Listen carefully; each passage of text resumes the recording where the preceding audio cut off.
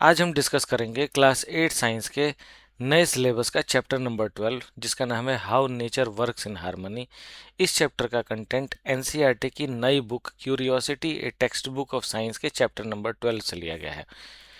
इस चैप्टर में हम ये जानेंगे कि हैबिटेट क्या होता है और उसके बायोटिक और एबायोटिक कंपोनेंट्स क्या होते हैं। हम पॉपुलेशन को प्रिसाइजली डिफाइन करेंगे और कम्युनिटीज़ और इकोसिस्टम्स को भी जानने की कोशिश करेंगे। हम यह भी जानेंगे कि किन ऑर्गेनिजम्स को हम प्रोड्यूसर्स कहते हैं, किन को कंज्यूमर्स कहते हैं और किन ऑर्गेनिजम्स को हम डीकम्पोजर्स कहते हैं।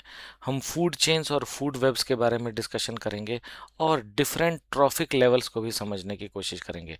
हम यह भी जानेंगे कि एक हैबिटेट के बायोटिक कंपोनेंट में रहने वाले लिविंग ऑर्गेनिजम्स किस किस तरह से एक दूसरे के साथ इंटरेक्ट करते हैं, जैसे कि म्यूचुअलिज्म, कॉमेंसलिज्म, पैरासाइटिज्म, कंपटीशन। इनको हम समझने की कोशिश करेंगे कि ये क्या होते हैं। हम यह भी जानेंगे कि डिकम्पोजिशन क्या होता है और न्यूट्रिएंट रिसाइकलिंग क्या होती है। हम उन बेनिफिट्स को डिस्कस करेंगे जो इकोसिस्टम्स ह्यूमंस को देते हैं और हम उन इम्पैक्ट्स को भी डिस्कस करेंगे जो कि ह्यूमन एक्टिविटीज़ से इकोसिस्टम के ऊपर पड़ता है। साथ ही साथ हम यह भी जानेंगे कि इकोसिस्टम्स को कंजर्व करना क्यों ज़रूरी है और लास्ट में हम सस्टेनेबल फार्मिंग प्रैक्टिसेस के बारे में डिस्कशन करेंगे। सबसे पहले हम यह समझने की कोशिश करेंगे कि हैबिटेट क्या होता है। कोई भी प्लेस जो कि एक ऑर्गेनिज्म को रहने के लिए और ग्रो करने के लिए एक सही वातावरण प्रोवाइड करे उसे हम हैबिटेट कहते हैं। सिंपल शब्दों में हम यह भी कह सकते हैं कि हैबिटेट एक प्लेस को कहा जाता है जहाँ पे कोई ऑर्गेनिज्म रहता है। एक हैबिटेट के दो कंपोनेंट्स होते हैं, बायोटिक कंपोनेंट और एबायोटिक कंपोनेंट। अलग अलग तरह के हैबिटेट्स अपने अंदर रहने वाले ऑर्गेनिजम्स को अलग अलग तरह की कंडीशंस प्रोवाइड करते हैं। जैसे कि पॉन्ड, वो अपने अंदर रहने वाले ऑर्गेनिजम्स जैसे कि फिश को कुछ अलग तरह का एनवायरनमेंट प्रोवाइड करता है। इसी तरह से फॉरेस्ट, वो अपने अंदर रहने वाले लिविंग ऑर्गेनिजम्स को कुछ अलग तरह का एनवायरनमेंट प्रोवाइड करता है। पॉन्ड में रहने वाली फिश वाटर से ऑक्सीजन को एक्सट्रैक्ट करके रेस्पायर करती है और इसके विपरीत फॉरेस्ट में रहने वाला एनिमल हवा से ऑक्सीजन को एक्सट्रैक्ट करके रेस्पायर करता है। तो यहाँ पर हमने देखा कि अलग अलग हैबिटेट्स अलग अलग तरह की कंडीशंस प्रोवाइड करती हैं। अब जैसा कि हमने अभी डिस्कस किया कि एक हैबिटेट के दो कंपोनेंट्स होते हैं, बायोटिक और एबायोटिक। बायोटिक कंपोनेंट्स में प्लांट्स, एनिमल्स और माइक्रो ऑर्गेनिजम्स आते हैं और एबायोटिक कंपोनेंट्स में एयर, वाटर, सॉयल, सनलाइट और टेम्परेचर जैसे कंपोनेंट्स आते हैं। सिंपल शब्दों में हम यह भी कह सकते हैं कि बायोटिक कंपोनेंट्स में लिविंग बींग्स आते हैं और एबायोटिक कंपोनेंट्स में नॉन लिविंग थिंग्स आते हैं। अब हम यह समझने की कोशिश करेंगे कि पॉपुलेशन क्या होती है और कम्युनिटी क्या होती है। अ, किसी भी पर्टिकुलर हैबिटेट में एक स्पेसिफाइड टाइम पर रहने वाले सेम टाइप के ऑर्गेनिजम्स के ग्रुप को हम पॉपुलेशन कहते हैं। इसे हम एक एग्जांपल से समझने की कोशिश करते हैं। लेट अस से कि हमारे एरिया में एक पॉन्ड है जिसके अंदर अलग अलग तरह की फिशेस रहती हैं और उसमें रोहू फिश भी रहती है जो कि एक टाइप की फ़िश होती है। और लेट अस से कि इस पॉन्ड में आज के दिन रोहू फिश की जो टोटल संख्या है वो 100 है। तो हम यह कहेंगे कि हमारे एरिया में मौजूद पॉन्ड में आज के दिन रोहू फिश की पॉपुलेशन 100 है। यहाँ पर एक पर्टिकुलर हैबिटेट को मेंशन करना और एक पर्टिकुलर स्पेसिफाइड टाइम को मेंशन करना ज़रूरी होता है, क्योंकि ऐसा भी हो सकता है कि हमारे एरिया में जो पॉन्ड है उसमें आज तो रोहू फिश की पॉपुलेशन 100 है, लेकिन 2 महीने के बाद रोहू फिश की पॉपुलेशन कुछ और हो सकती है। इसी तरह से किसी दूसरे हैबिटेट में रोहू फिश की पॉपुलेशन हमारे एरिया में मौजूद पॉन्ड के रोहू फिश की पॉपुलेशन से अलग हो सकती है। तो इसलिए ये ज़रूरी होता है कि हम ये स्पेसिफाई करें कि हम किस हैबिटेट की बात कर रहे हैं और किस टाइम पीरियड की बात कर रहे हैं। तो सिंपल शब्दों में मैं इसे फिर से रिपीट करता हूँ कि पॉपुलेशन एक पर्टिकुलर हैबिटेट में एक स्पेसिफाइड टाइम में रहने वाले सेम टाइप के ऑर्गेनिजम्स के ग्रुप को कहते हैं। अब जैसा कि हमने देखा कि एक हैबिटेट में एक हैबिटेट में जो बायोटिक कंपोनेंट होता है उसमें अलग अलग तरह के लिविंग ऑर्गेनिजम्स रहते हैं। यदि हम अलग अलग तरह के लिविंग ऑर्गेनिजम्स के पॉपुलेशन को कलेक्टिवली बोलें तो हम उसे कम्युनिटी कह सकते हैं। मतलब कि एक हैबिटेट के अंदर बायोटिक कंपोनेंट में रहने वाले सभी तरह के पॉपुलेशंस को कलेक्टिवली हम कम्युनिटी कह सकते हैं। जैसा कि हमने अभी डिस्कस किया कि एक हैबिटेट के अंदर बायोटिक और एबायोटिक कंपोनेंट्स होते हैं। अब ये जो बायोटिक कंपोनेंट हैं वो एबायोटिक कंपोनेंट के साथ इंटरेक्ट करते हैं। बायोटिक कंपोनेंट्स आपस में भी एक दूसरे के साथ इंटरेक्ट करते हैं और एबायोटिक कंपोनेंट्स भी आपस में एक दूसरे के साथ इंटरेक्ट करते हैं। मतलब कि हम ऐसा कह सकते हैं कि एक हैबिटेट के अंदर बायोटिक एबायोटिक इंटरेक्शन होती है, बायोटिक बायोटिक इंटरेक्शन होती है और एबायोटिक एबायोटिक इंटरेक्शन होती है। इसे हम एक एग्जांपल से समझने की कोशिश करते हैं। जब एक हैबिटेट के अंदर रहने वाला एक लिविंग ऑर्गेनिज्म रिस्पायर करता है और हवा से ऑक्सीजन लेता है, तो यहाँ पर एक बायोटिक कंपोनेंट का एक एबायोटिक कंपोनेंट के साथ इंटरेक्शन हो रहा है। इसी तरह से जब फ्लावर्स में रिप्रोडक्शन प्रोसेस होती है, तो उस रिप्रोडक्शन प्रोसेस में कुछ ऑर्गेनिजम्स होते हैं जिनको हम पॉलिनेटर्स बोलते हैं, जिसके एग्जांपल हैं बीज, फ्लाइज एट्सेट्रा। ये उनकी रिप्रोडक्शन प्रोसेस में हेल्प करते हैं। ये बीज क्या करती हैं कि एक फ्लावर के मेल पार्ट जिसको हम स्टेमन बोलते हैं वहाँ से पोलन ग्रेन्स लेकर के किसी दूसरे फ्लावर के फीमेल पार्ट जिनको हम कार्पल्स बोलते हैं वहाँ पे वहाँ पे डाल देती हैं। या फिर वो सेम फ्लावर के फीमेल रिप्रोडक्टिव पार्ट जिसको हम कार्पल बोलते हैं उसके अंदर भी उन पोलन ग्रेन्स को डाल सकती हैं। इस तरह से सीड की प्रोडक्शन में हेल्प होती है। तो हमने यहाँ पर ये देखा कि दो बायोटिक कंपोनेंट्स एक दूसरे के साथ इंटरेक्ट कर रहे हैं। इसी तरह से दो एबायोटिक कंपोनेंट्स भी एक दूसरे के साथ इंटरेक्ट करते हैं। जब दिन के समय में सनलाइट होती है तो टेम्परेचर इंक्रीज हो जाता है किसी भी हैबिटेट का। तो यहाँ पर सनलाइट और टेम्परेचर एक दूसरे के साथ इंटरेक्ट कर रहे हैं। इसी तरह से जब हवा बहती है तो वाटर के सरफेस पर वेव्स क्रिएट कर देती है। तो यहाँ पर भी दो एबायोटिक कंपोनेंट्स इंटरेक्ट कर रहे हैं। तो जैसा कि हमने यह भी देखा कि एक हैबिटेट के अंदर मौजूद एबायोटिक कंपोनेंट्स भी एक दूसरे के साथ इंटरेक्ट करते हैं। तो जो ये एक एक डायनेमिक सिस्टम क्रिएट होता है जिसके अंदर एक हैबिटेट के अंदर मौजूद बायोटिक और एबायोटिक कंपोनेंट्स इंटरेक्ट कर रहे हैं, बायोटिक और बायोटिक कंपोनेंट्स इंटरेक्ट कर रहे हैं और एबायोटिक और एबायोटिक कंपोनेंट्स इंटरेक्ट कर रहे हैं। तो इस इंटरेक्शन की वजह से जो डायनेमिक सिस्टम क्रिएट होता है उसे हम इकोसिस्टम बोलते हैं।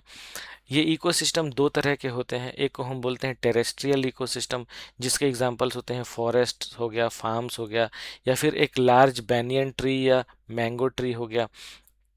इसी तरह से दूसरा जो इकोसिस्टम होता है उसे हम एक्वेटिक इकोसिस्टम बोलते हैं। इसमें पॉन्ड्स आ गया, रिवर्स आ गए, लेक्स आ गए, ये सब एक्वेटिक इकोसिस्टम के एग्जांपल्स होते हैं। एक हैबिटेट के अंदर रहने वाले लिविंग ऑर्गेनिजम्स को तीन ग्रुप्स में क्लासिफाई किया जाता है। एक को हम बोलते हैं प्रोड्यूसर्स, दूसरे को हम बोलते हैं कंज्यूमर्स और तीसरे को हम बोलते हैं डीकम्पोजर्स। प्रोड्यूसर्स ग्रुप में वो ऑर्गेनिजम्स आते हैं जो कि अपना फूड खुद प्रिपेयर करते हैं। अब क्योंकि ये अपना फूड खुद प्रिपेयर करते हैं इसलिए इन्हें हम ऑटोट्रॉफ्स भी कहते हैं।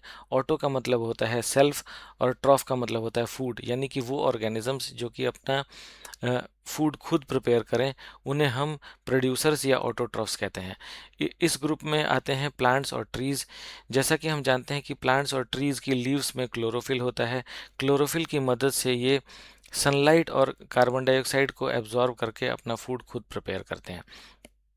इसके विपरीत कंज्यूमर्स उन ऑर्गेनिजम्स को कहते हैं जो अपना फूड खुद प्रिपेयर नहीं करते और अपने फूड के लिए ये दूसरे लिविंग ऑर्गेनिजम्स के ऊपर डिपेंड करते हैं।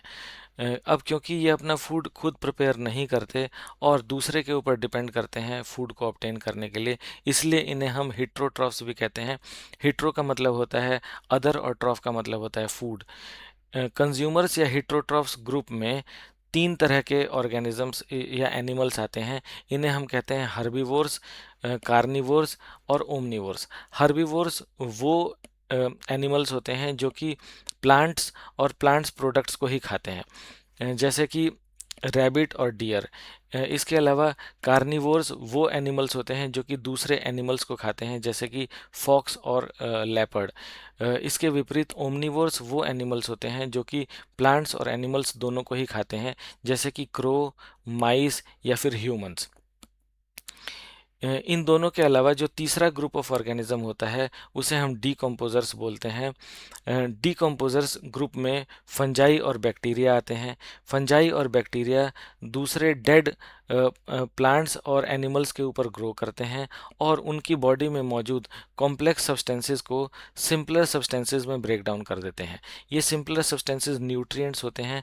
ये न्यूट्रिएंट्स बाद में फिर सॉइल में मिक्स हो जाते हैं। इन इन न्यूट्रिएंट्स को ग्रो करने वाले प्लांट्स एब्जॉर्ब करते हैं और फिर जब इन प्लांट्स को एनिमल्स खाते हैं तो ये न्यूट्रिएंट्स एनिमल्स की बॉडी में चले जाते हैं। जब बाद में ये प्लांट्स और एनिमल्स डेड होते हैं तो ये डीकम्पोजर्स इनकी बॉडी में मौजूद कॉम्प्लेक्स सब्सटेंसेस को ब्रेक डाउन करके वापस से सिंपलर सब्सटेंसेस में कन्वर्ट करके सॉइल में मिक्स कर देते हैं। तो इस तरह से ये डीकम्पोजर्स न्यूट्रिएंट की रिसाइकलिंग में नेचर की हेल्प करते हैं। जब ये कॉम्प्लेक्स सब्सटेंसेस को सिंपलर सब्सटेंसेस में ब्रेक डाउन करते हैं तो उस प्रोसेस को डीकम्पोजिशन कहा जाता है। क्योंकि डीकम्पोजर्स डेड प्लांट्स और एनिमल्स के ऊपर ग्रो करते हैं इसलिए इन्हें सेप्रोट्रॉफ भी कहा जाता है। सेप्रो का मतलब होता है रॉटन और ट्रॉफ का मतलब होता है फूड, यानी कि वो ऑर्गेनिजम्स जो कि सड़े हुए प्लांट्स और एनिमल्स से अपना फूड ऑब्टेन करें उन्हें हम डीकम्पोजर्स कहते हैं। जैसा कि हम जानते हैं कि एक हैबिटेट में बायोटिक एंड एबायोटिक कंपोनेंट्स एक दूसरे से इंटरेक्ट करते हैं, इसी तरह से एबायोटिक एंड एबायोटिक कंपोनेंट्स भी एक दूसरे से इंटरेक्ट करते हैं और बायोटिक एंड बायोटिक कंपोनेंट्स भी एक दूसरे से इंटरेक्ट करते हैं। इन कॉम्प्लेक्स इंटरेक्शंस की वजह से जिस सिस्टम का डेवलपमेंट होता है उसे हम इकोसिस्टम कहते हैं। एक इकोसिस्टम में जब बायोटिक एंड बायोटिक इंटरेक्शन होती है तो यह इंटरेक्शन कई प्रकार की होती है। इसमें से एक प्रकार की इंटरेक्शन को हम फीडिंग रिलेशनशिप कहते हैं। जब हम एक सिंपल सीक्वेंस के द्वारा एक इकोसिस्टम में ऑर्गेनिजम्स के बीच में एग्जिस्ट होने वाले फीडिंग रिलेशनशिप को रिप्रेजेंट करते हैं तो उस सिंपल सीक्वेंस को हम फूड चेन कहते हैं।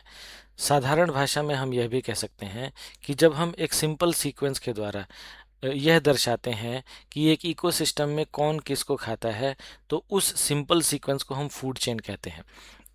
जैसा कि इस दिए हुए डायग्राम में हम देख सकते हैं, यहाँ पर दो फूड चेन्स को रिप्रेजेंट किया गया है। पहले डायग्राम में ये दिखाया गया है कि ग्रास को हेयर खाता है और हेयर को फॉक्स खाता है। इसी तरह से दूसरे डायग्राम में यह दिखाया गया है कि ग्रास को ग्रास हॉपर खाता है, ग्रास हॉपर को फ्रॉग खाता है, फ्रॉग को स्नेक खाता है और स्नेक को ईगल खाती है। ये दोनों ही डायग्राम्स एक सिंपल सीक्वेंस के द्वारा यह दर्शा रहे हैं कि एक इकोसिस्टम में कौन किसको खाता है, इसीलिए ये दोनों ही डायग्राम्स फूड चेन को रिप्रेजेंट कर रहे हैं। एक फूड चेन के अंदर हर ऑर्गेनिज्म की एक स्पेसिफिक पोजीशन होती है जिसे हम ट्रॉफिक लेवल से रिप्रेजेंट करते हैं। ट्रॉफ का मतलब होता है फूड। ट्रॉफिक लेवल डायग्राम में सबसे नीचे की पोजीशन पर आते हैं प्रोड्यूसर्स जिनमें कि प्लांट्स और ट्रीज शामिल होते हैं। इसके ऊपर आते हैं हर्बीवोर्स जो कि प्लांट्स और प्लांट प्रोडक्ट्स को खाते हैं। इसके ऊपर आते हैं स्मॉल कार्निवोर्स जो कि हर्बीवोर्स को खाते हैं और सबसे ऊपर आते हैं लार्ज कार्निवोर्स जो कि स्मॉल कार्निवोर्स और हर्बीवोर्स को खाते हैं। एक इकोसिस्टम तभी बैलेंस्ड वे में फंक्शन कर सकेगा जब ट्रॉफिक लेवल डायग्राम एक पिरामिड शेप का स्ट्रक्चर फॉर्म करेगा। दूसरे शब्दों में हम यह कह सकते हैं कि एक इकोसिस्टम तभी बैलेंस्ड वे में फंक्शन कर सकेगा जब उस इकोसिस्टम में सबसे ज़्यादा संख्या में प्रोड्यूसर्स होंगे, उससे कम संख्या में हर्बीवोर्स होंगे, उससे कम स्मॉल कार्निवोर्स होंगे और उससे कम लार्ज कार्निवोर्स होंगे। जैसा कि हमने अभी डिस्कस किया कि जब हम एक सिंपल सीक्वेंस के द्वारा यह रिप्रेजेंट करते हैं कि एक इकोसिस्टम में कौन किसको खाता है तो उस सिंपल सीक्वेंस को हम एक फूड चेन कहते हैं। लेकिन रियलिटी में चीज़ें इतनी सिंपल नहीं होती। मतलब कि यह कोई ज़रूरी नहीं है कि एक सिंगल ऑर्गेनिज़म को दूसरा कोई सिंगल ऑर्गेनिज़म ही खाए। यह भी हो सकता है कि एक सिंगल ऑर्गेनिज़म को दूसरे बहुत सारे ऑर्गेनिज़म्स खाएं, या फिर यह भी हो सकता है कि एक सिंगल ऑर्गेनिज़म दूसरे बहुत सारे ऑर्गेनिज़म्स को खाए।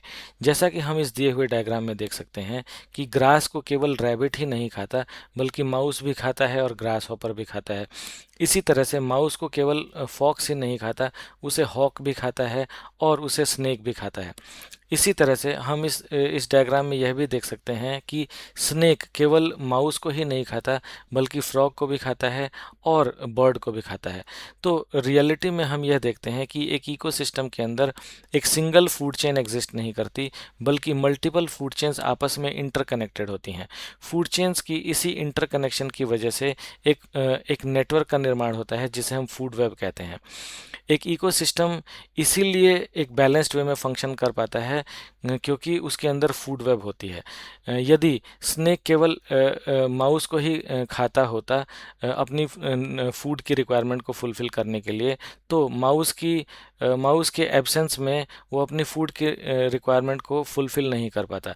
लेकिन रियलिटी में स्नेक माउस को, फ्रॉग को और बर्ड को सबको खाता है। इसलिए यदि माउस अवेलेबल नहीं होता तो वो फ्रॉग को या बर्ड को खा करके अपनी फूड की रिक्वायरमेंट को कंप्लीट कर लेता है।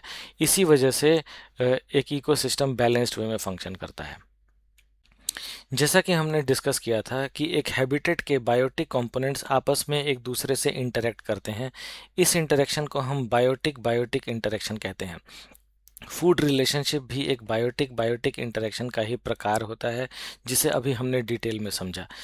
फूड रिलेशनशिप के अलावा और भी बहुत तरह के बायोटिक बायोटिक इंटरेक्शंस होते हैं, जैसे कि म्यूचुअलिज्म।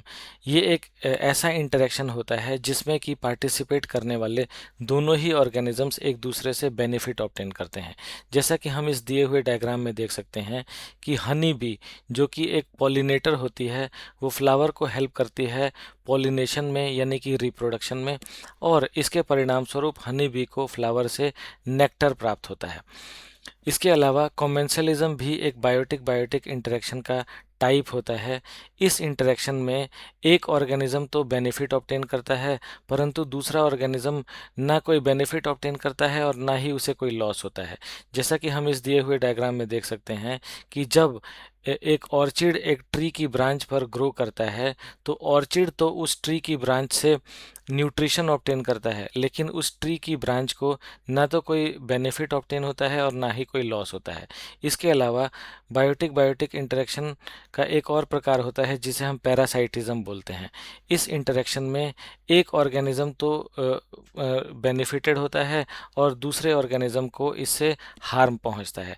जैसे कि जब एक डॉग के ऊपर टिक ग्रो करती है, तो टिक तो डॉग के ब्लड से अपना न्यूट्रिशन ऑब्टेन करती है, लेकिन डॉग को स्किन इरिटेशन कॉज होती है और उसे हार्म होता है। जैसा कि हम जानते हैं कि एक इकोसिस्टम के अंदर बायोटिक बायोटिक बायोटिक एबायोटिक और एबायोटिक एबायोटिक इंटरेक्शंस कंटिन्यूसली होती रहती हैं। तो इस वजह से यदि इकोसिस्टम के किसी एक पार्ट में एक छोटा सा भी चेंज होता है, तो वो चेंज कुछ समय बाद दूसरे बहुत सारे चेंजेस को ट्रिगर कर देता है।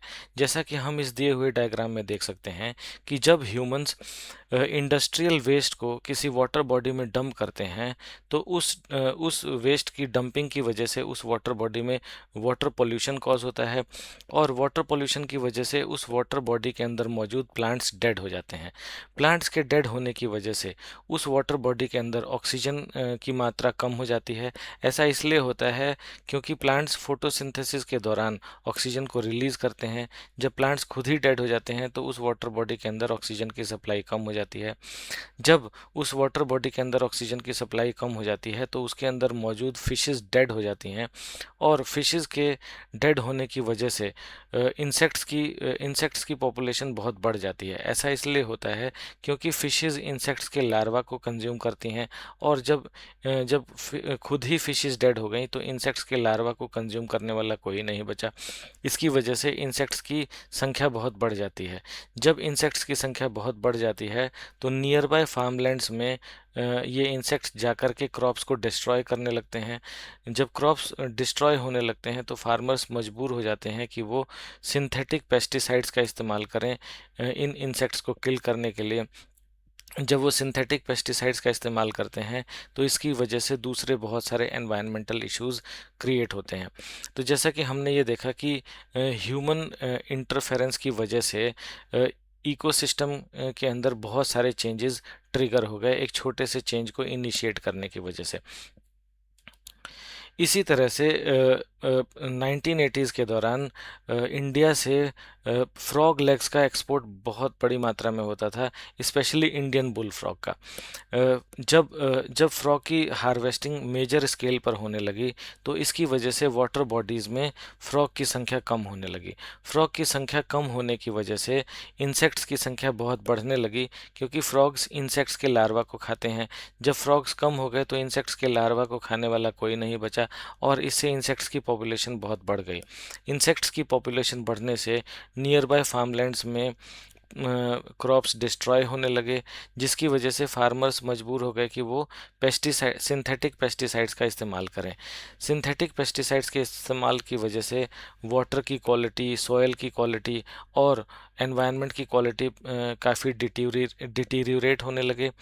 जब गवर्नमेंट ने यह नोटिस किया तो तो यह सोचकर कि आगे कोई और एनवायरमेंटल डैमेज ना हो, उन्होंने फ्रॉग्स के एक्सपोर्ट पर बैन लगा दिया। जब इकोसिस्टम के अंदर बैलेंस मेंटेन रहता है तो उससे ह्यूमंस को भी काफ़ी बेनिफिट्स प्राप्त होते हैं, जैसा कि फॉरेस्ट से हमें fresh air, fertile soil, food, timber और मेडिसिन्स मिलते हैं। एक्वेटिक इकोसिस्टम से हमें वाटर और फूड मिलता है। इसके अलावा इकोसिस्टम्स हमें रिक्रिएशनल और कल्चरल वैल्यू भी प्रोवाइड करते हैं। रिक्रिएशनल वैल्यू का मतलब होता है कि इकोसिस्टम्स हमें ऐसी जगह प्रोवाइड करते हैं जहाँ पर हम घूम फिर सकते हैं, पिकनिक मना सकते हैं, कैंपिंग, ट्रैकिंग और बोटिंग जैसी एक्टिविटीज़ कर सकते हैं। इसके अलावा कल्चरल वैल्यू का मतलब होता है कि हमारे ट्रेडिशंस और बिलीव्स से जुड़ी जगह, जैसे कि रिवर्स, फॉरेस्ट्स और माउंटेन्स, जो कि हमारे फेस्टिवल और कल्चर का हिस्सा हैं।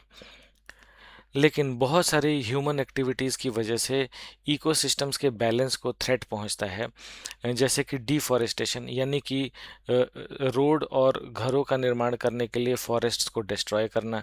पॉल्यूशन, जैसे इंडस्ट्रियल पॉल्यूशन की वजह से भी हमारे इकोसिस्टम्स के बैलेंस को नुकसान पहुंचता है। इन्वेसिव स्पीसीज़, ये वो ऑर्गेनिजम्स होते हैं जो कि बाहर से आकर के किसी दूसरे एरिया में ग्रो करने लगते हैं और वहाँ के नेटिव ऑर्गेनिजम्स को, प्लांट्स और एनिमल्स को नुकसान पहुँचाने लगते हैं। जैसा कि हमने देखा है कि बहुत सारे पॉन्ड्स और लेक्स में जलकुंभी पैदा हो जाती है। ये इन्वेसिव स्पीसीज़ होती है जो कि उस वाटर बॉडी के अंदर मौजूद ऑक्सीजन को कंज्यूम करने लगती है, जिससे कि फिशेस को ऑक्सीजन नहीं मिलती उस वाटर बॉडी में। हैबिटेट लॉस और अनसस्टेनेबल फार्मिंग, ये सारे वो एक्टिविटीज़ होते हैं जिसकी वजह से, मतलब ये बेसिकली ह्यूमन एक्टिविटीज़ हैं जिसकी वजह से इकोसिस्टम के बैलेंस को थ्रेट पहुंचता है। अब हम रियल लाइफ की एक ऐसी केस स्टडी को डिस्कस करेंगे जो हमें यह समझने में हेल्प करेगा कि किस तरह से ह्यूमन एक्टिविटीज़ इकोसिस्टम्स को नुकसान पहुंचाती हैं।